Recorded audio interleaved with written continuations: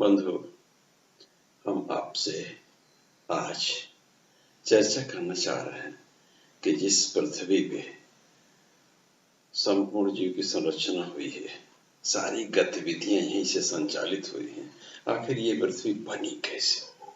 मानव मस्तिष्क जो है वो कभी विश्राम नहीं करता है, हमेशा नई नई चीजों के बारे में सोचता रहता है।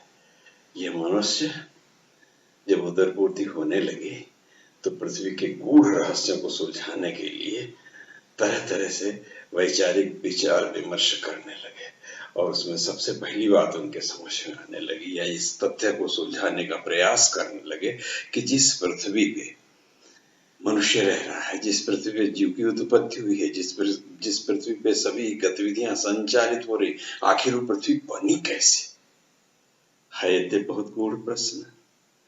शुरुआती दौर में आप देखें, जब ज्ञान विज्ञान का विकास कम था तो आदमी केवल अपने उदर पूर्ति के संसाधनों, अपने उदर पूर्ति के लिए ही जो भी व्यवस्था होती थी उस हिसाब से केवल पेट भरता था।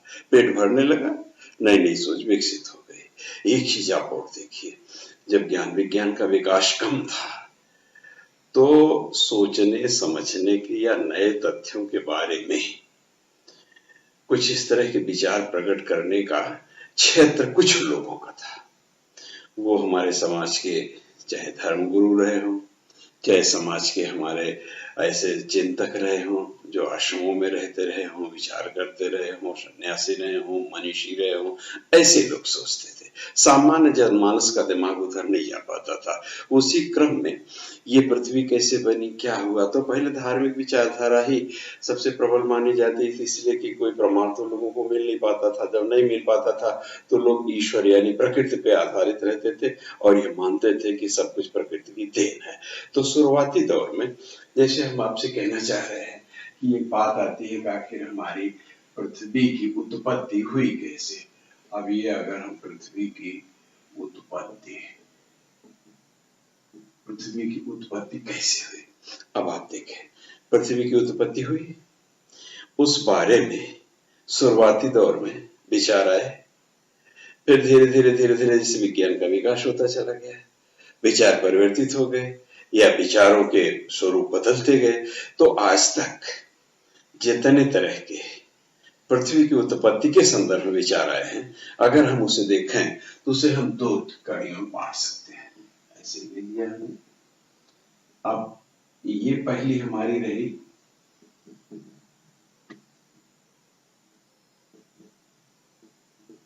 धार्मिक मान्यता।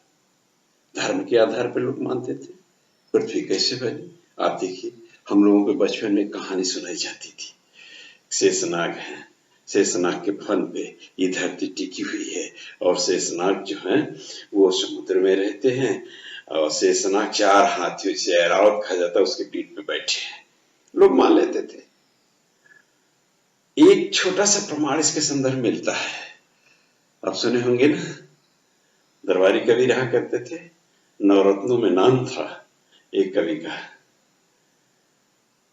कि तानसेन नाम था। उनके बारे में कहा गया कि वो इतने अच्छे गायक थे कि विधि ना यह विधि जानी के शेष ही नहीं दीन है कान।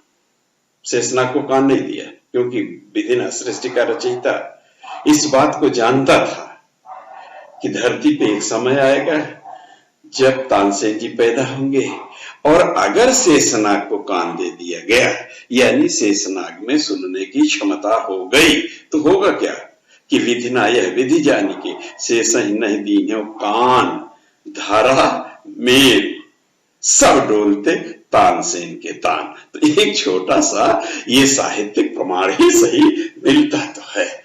और एक चीज और आप देखिए, जब हमारा विवेक, हमारी बुद्धि जिस चीज के आगे नहीं पहुंच पाती है उसको हम कह देते हैं कि भगवान जाने, ब्रह्म जाने, नेति जाने, प्रकृति जाने। आखिर प्रकृति भी तो कोई चीज है। खैर, धार्मिक मान्यता रही कि शेषनाग के फन पे पृथ्वी टिकी हुई है, लेकिन इसका कोई प्रमाण नहीं मिला। अगर शेषनाग के फन पे टिकी है तो शेषनाग जब सांस लेते थे तो ज्वालामुखी का उद्गार हो जाता था। शेषनाग जब इस कंधे से उस कंधे पे पृथ्वी पे करते थे तो भूकंप आ जाते थे। ये एक मान्यताएं रही कि जब कुछ नहीं था तो मन को संतुष्ट करने के लिए बातें थी। क्रम से बातें आगे बढ़ी और 1749 ईस्वी में कास्ते दी वफन नाम के एक विद्वान थे जिन्होंने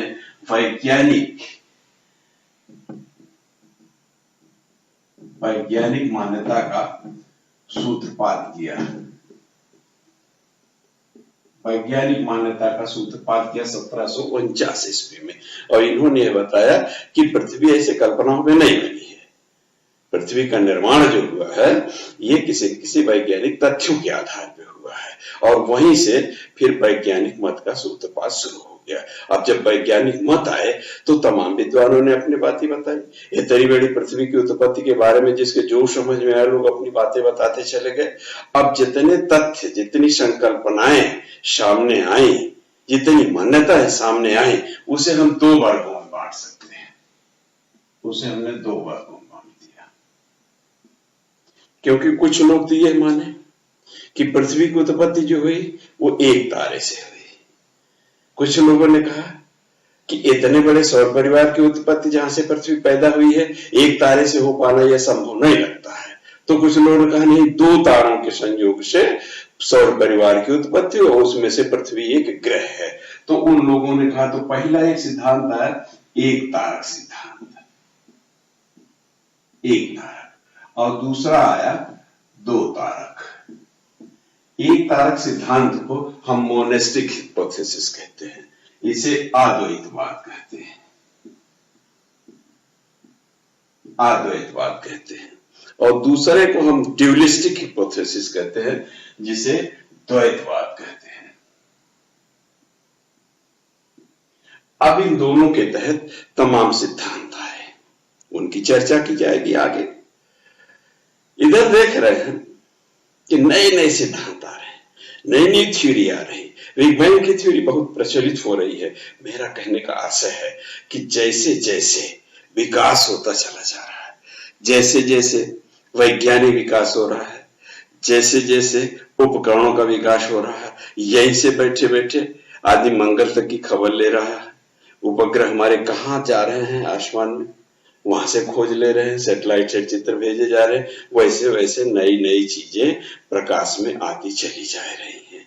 अब अगले चर्चा के दौरान हम आपसे चर्चा करेंगे कि एक तारक सिद्धांत के प्रमुख प्रवर्तक कौन विद्वान रहे। यद्यपि इसमें सबसे पहले नाम आता है इमैनुअल कांट का, लेकिन हम आपसे एक बात पूछते हैं, एक चीज बता दीजिए।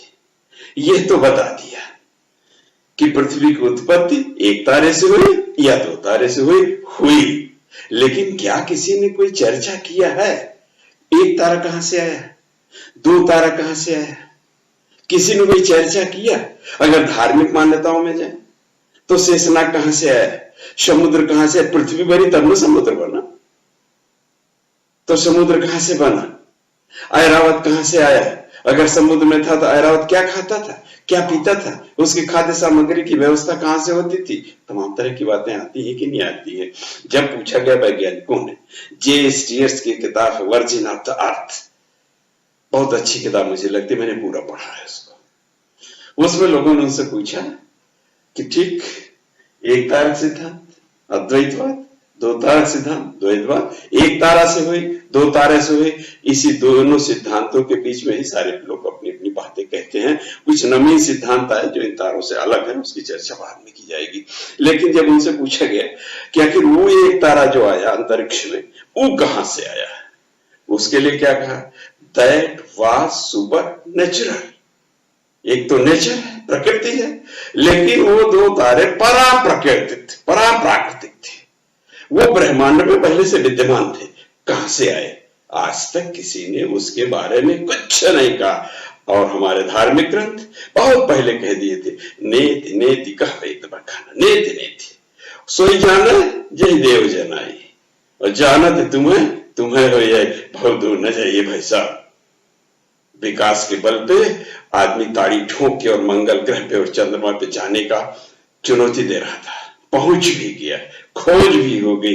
एक झटका प्रकृति ने ऐसा दिया, कोविड-19 की कोरोना संकट एक ऐसा झटका आया कि सारी संपदा, सारे वैभव, सारे विकास आपके सिमट के रह गए। यही नहीं, हमारे देवी देवता, सारी शक्तियां एक जगह इकट्ठा हो गए, जिसे नाम दिया गया लॉकडाउन।